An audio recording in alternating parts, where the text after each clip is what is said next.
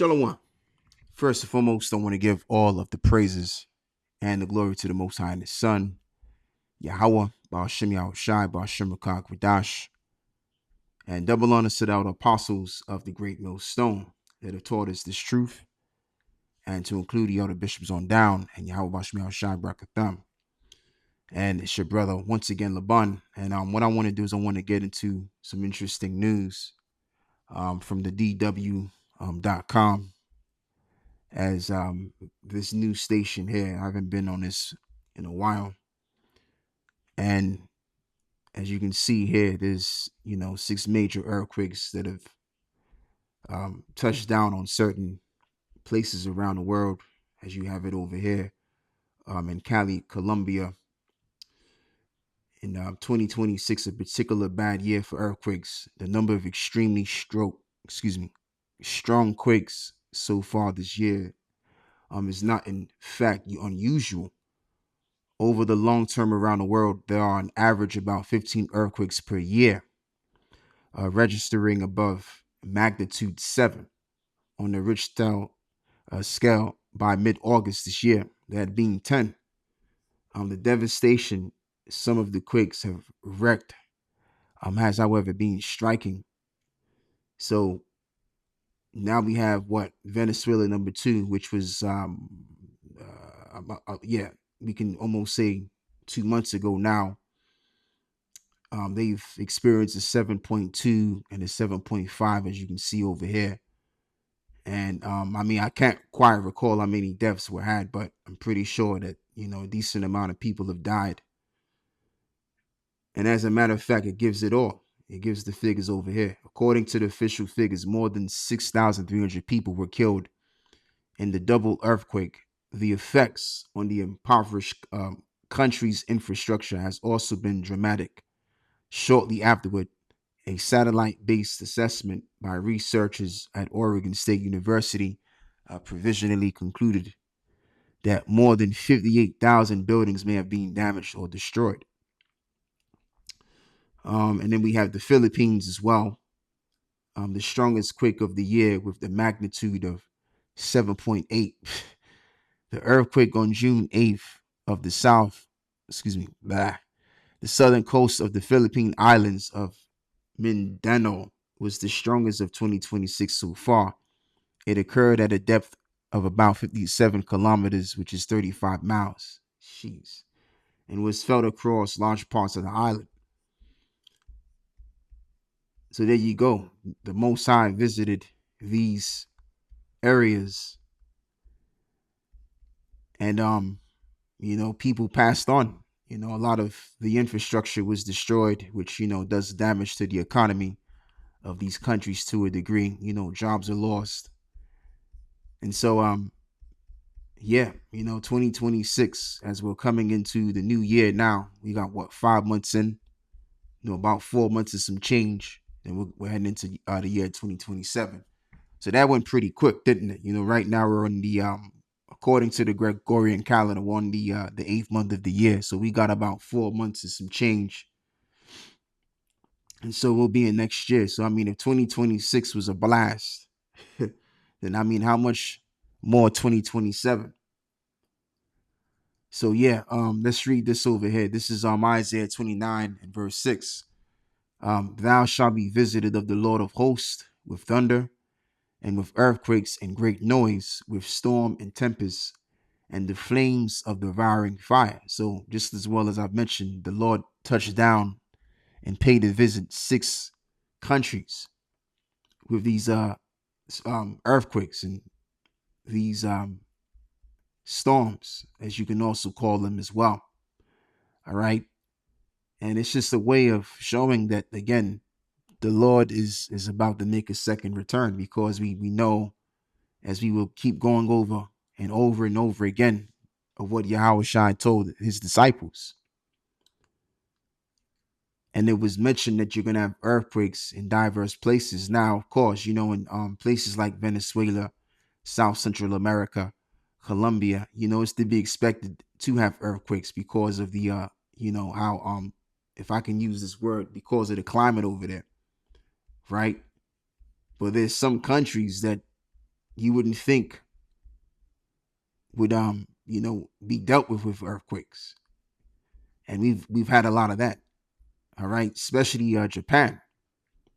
Japan is in a totally different area on the planet Earth, and it's not. I don't think Japan is usually I don't think Japan is a tropical place. I mean, I haven't been to Japan. I don't know anything about Japan, but they're getting earthquakes too. Afghanistan is the same.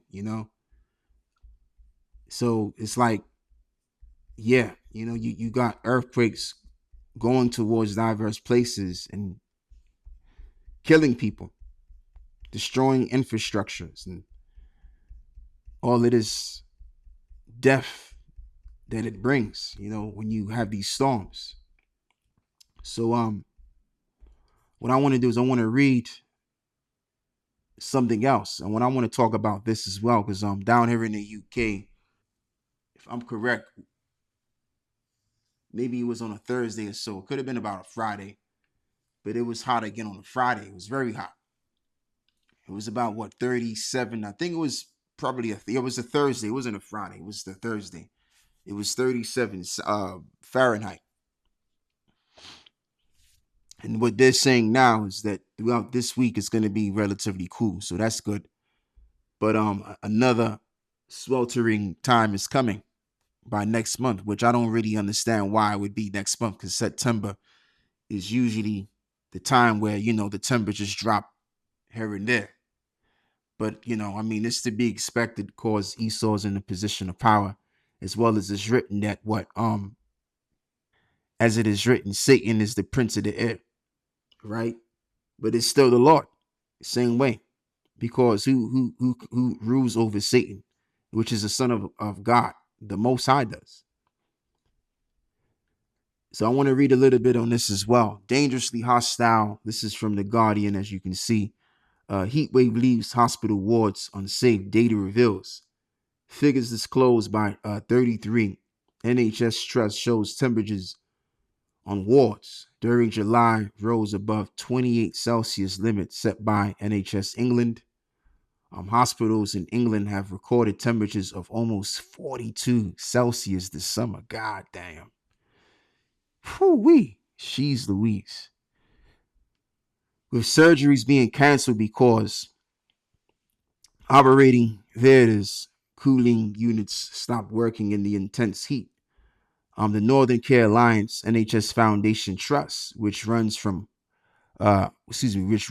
hospitals in Greater Manchester, recorded at a temperature of 41.8 Celsius during last month's heat wave and 14C above the recommended safe maximum. So just imagine if you have a sickness and you're old, and then you have to deal with this heat on top of that, man. That means the Lord got to be with you, because it's very easy to be old and sick in these hospitals and to pass away. All right, and especially if you're young enough to where your body hasn't fully matured to even deal with this heat the same way.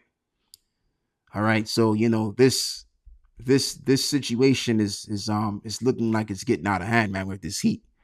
You know what I mean? But through the spirit and power of Yahweh Bashmi Shai, because you do have brothers that have to go in and out of hospital. We gotta pray for brothers that have to experience this, so that the Lord can be with them and they can overcome whatever it is that they have to overcome in there. So yeah, that's what's going on right now. And so what I want to do is this leads me to another topic of discussion. Some more news here. How you have thousands of Argentinians which are rioting against the Zionists because of land grab. As you can see the article, as they say, they are stealing our land. So let's read a little bit of this as well. Thousands of demonstrators clashed with police outside Argentina's Congress on Thursday as lawmakers debated a controversial private property bill designed to grant huge swaths of land to Israel. Argentina's Jewish president, Javier Milei, has officially allocated, 100,000 hectares of forest land, 4 times Gaza size. Shit.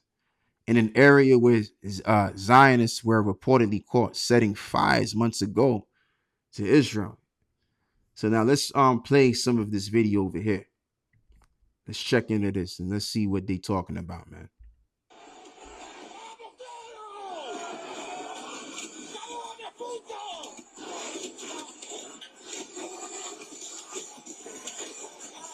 Yeah.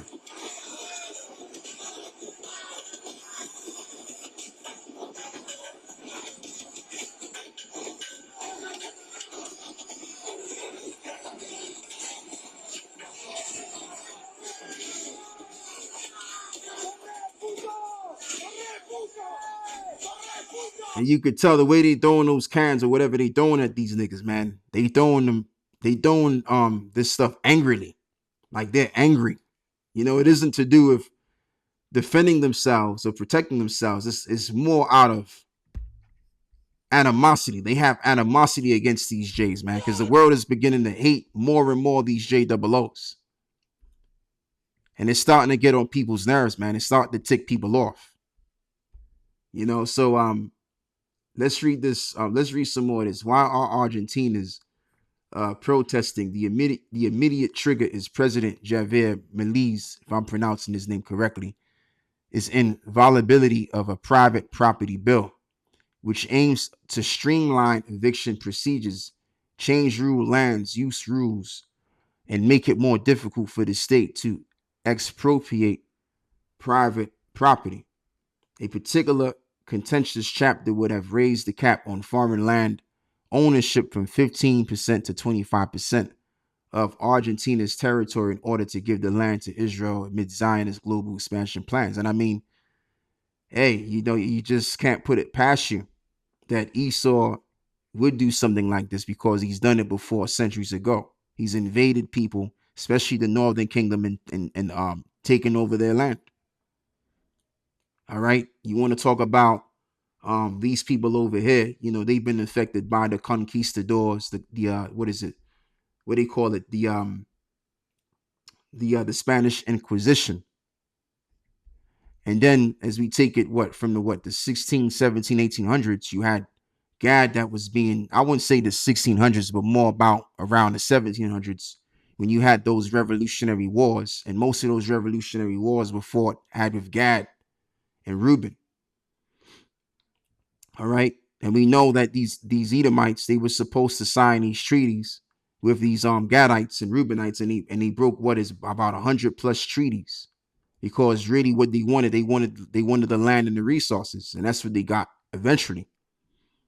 All right. So Esau has been doing that centuries ago. Now, according to the law, because they claim to be our people, as this reads, Deuteronomy 19 and verse 14, thou shalt not remove thy neighbor's landmark, which they of old time have set in thine inheritance, which thou shalt inherit in the land that the Lord thy power giveth thee to possess it. Exactly. So if they're claiming to be the people of the Most High, these JOOs, then why aren't they applying this law? Because last time when we go into the Old Testament, which they claim to believe in the Old Testament, Genesis 49, right? It tells you that Gad would inhabit a large land. And I'm going to see if I can find that real quick. Genesis 49. And yeah. Well, actually, you know what? I have to go to, I think, Deuteronomy somewhere.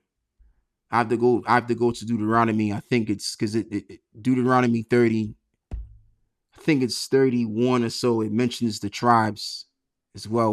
What would happen with the tribes, just as well as Genesis 49. I can't quite recall. I mean, I don't gotta go into it, but the thing of it is, it was written that Gad would access a large portion of land, and that would have been the land of Canaan, which America used to be considered the land of Canaan at one time. That's why when you go further north, you got what is called Canada, because America was known as the land of Canaan at once upon a time, and that's all to do with the fact that them Canaanites, Hiram and the Biphanim, went over there to go get the spices and the apes to beautify Jerusalem.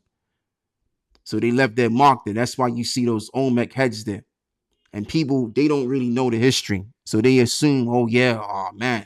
And then you got these jakes that like to say, oh yeah, well, so-called black people been in America before slavery. No. And that might be true because people do travel. People have been traveling back then as well. But the bulk of Jake came to America around the 1700s when you had the transatlantic slave trade. Because a lot of us were already in West Africa, which, history tells that story that we all came from West Africa, right? But you had some of us that actually came from England too. They don't talk about that. A lot of the Jakes in America, you even got a good portion of them that came from England. All right, and that explains why my ass is over here, because I was probably here in my past life, and that's why I'm here right now. You know, so even when you go in and you check out these celebrities, and they'll do a DNA test and they'll say, oh yeah, I'm part this, I'm part that, and I'm 70, and then some of them it comes out that their DNA stems all the way back to Europe. Yeah, because that's where you was at before. A lot of Jakes were already in Europe right around the Dark Ages, the Middle Ages.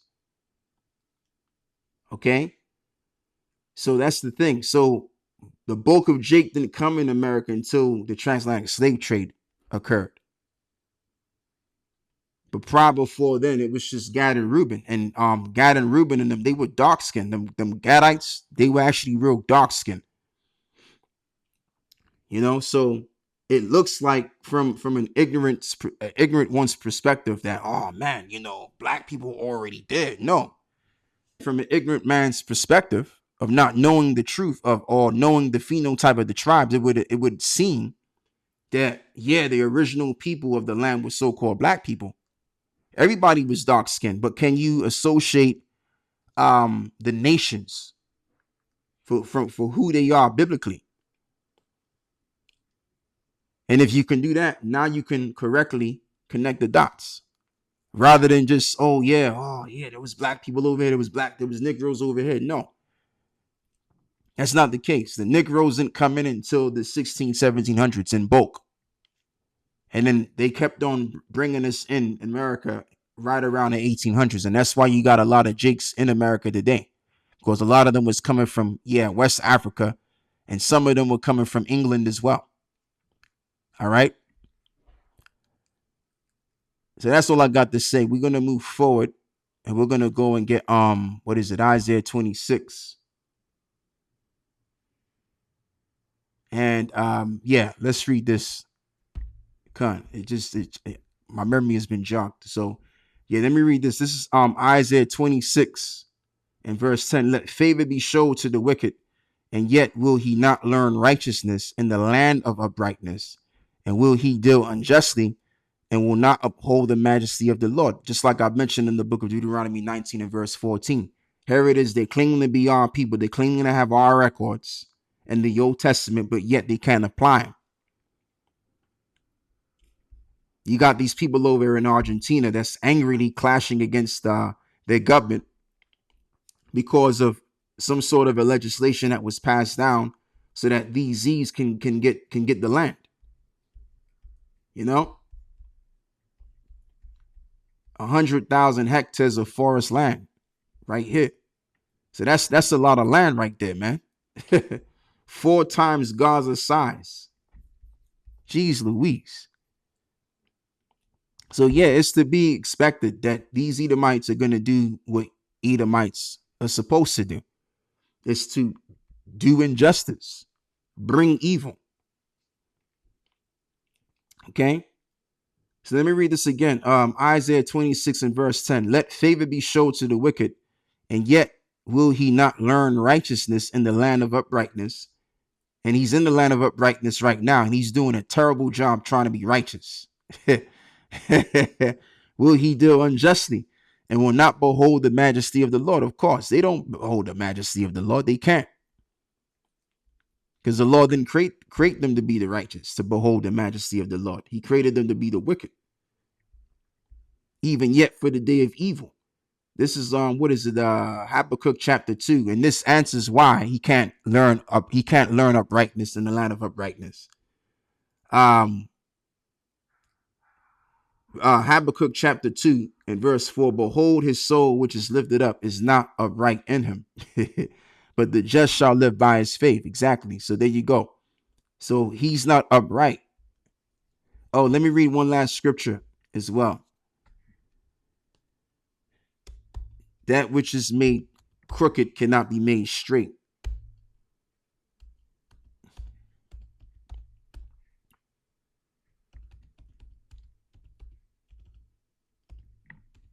If I'm correct in putting it that way. Let me see. Con. All right, yeah. So as this reads, that which is crooked cannot be made straight, and that which is wanting cannot be numbered. Consider the work of the Most High, for who could make that straight, which he have made crooked? Yeah, Esau can't be made straight. And throughout the years, you've had a lot of our people that really believed in the idea that maybe one day the so-called white man will have a change of heart and he will do his justice. Listen, this is why you got to know who your power is. This is why you got to know who your power is to know the scriptures. When you know the holy scriptures, now you understand that this man can't change. So now there's no need for you to expect the best out of this man, but rather yet to expect what he can only but bring, which is the worst. All right. And you know how you know of people, just check their history out to include. Know the scriptures and associated with the historical accounts. And you can't go wrong. But say to yourself that these people are indeed the devil that the Bible speaks of, like we used to say years ago. Okay. So Esau is going to continue to be the devil. And who is Esau? The so-called white man. They're Esau. And they're going to continue to be the devil no matter what. They don't have a change of heart. They're the same way they were centuries ago. The only thing now is that they're more having to be tolerant of us because things have changed. Society has changed. And if they could lynch us again, they would.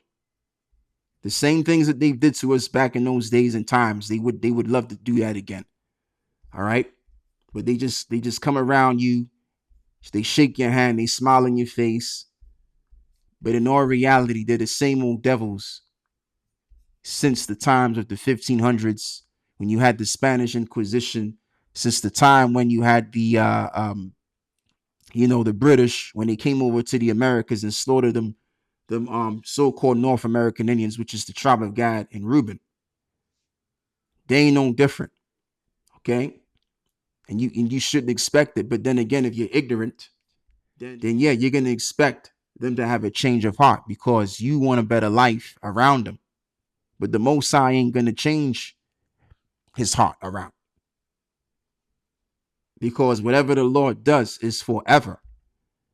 And the Most High created this man. And that's one thing you're going to know. You're going to know the Lord's creation on every aspect point of view. Everything and everybody has its purpose, right? And Esau, what you're going to know is the so-called white man. His purpose to serve is to show us what wickedness is all about. It's to show us what evil is all about. All right. So the only thing that we should look for, which makes a lot of more sense, is to see this man come out of power. Is to see this man destroyed. Is to see the Lord come back to take this man over, and that we rule over this devil and we put this man into captivity. And that's as far as it's going to go. And that's what's going to happen anyway, because it's prophecy. You know, what I've just said is actually prophecy. Us ruling over them, as it is written that what? We're going to rule over our oppressors. Isaiah 14.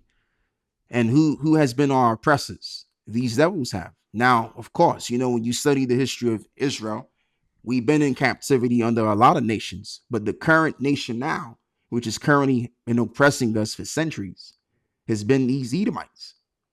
So what's going to happen to them when it's all said and done? After the Lord gets done with their ass, the Lord is going to have it so that we're going to be over them and we're going to rule over them and put them into captivity. And we're going to possess them as well as they possessed us. Let's read it.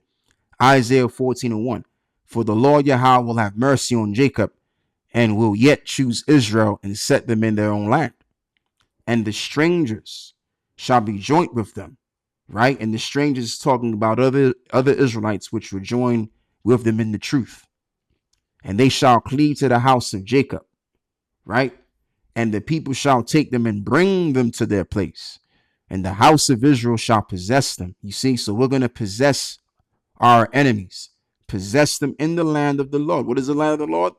The land of Israel, which we're going to return back to through the power of the Messiah when he delivers us. For servants and handmaids, see that? For servants and handmaids, and they shall take them captives, whose captives they were, and they shall rule over their oppressors. So that's what's going to happen at the end of the deal. When America's destroyed, yes, indeed. Yeah, America, I said it. America's going to be destroyed by way of a nuclear destruction. This is why we're in the midst of a third world war right now. All right. So when all of the dust is cleared, when all of the fires and dust has been cleared, we're going to be who we're going to be, and we're going to have the absolute power by then to possess our enemies that did us wrong, that slaughtered our children, slaughtered our fathers, our mothers, our families, and took over our land. All right. So justice will be served in that way. But you know who we got to wait for, though? We have to wait upon our Lord for all of this to go down. And that we will do, because we ain't got the power to do all that yet. But wait until Yahweh shall come back. Changes will be made, and then we'll be able to do exactly what prophecy says that the Israelites are going to do. Okay? Eventually, we're going to rule over our oppressors. So, yeah, that's all I got to say for this over here. I want to give all of the praises and the glory to the Most High and His Son, Yahweh, Ba'ashem Yahweh Shai, Ba'ashem Rakag Wadash, and double honor to the apostles of the great millstone that have taught us thoroughly well. Shalom.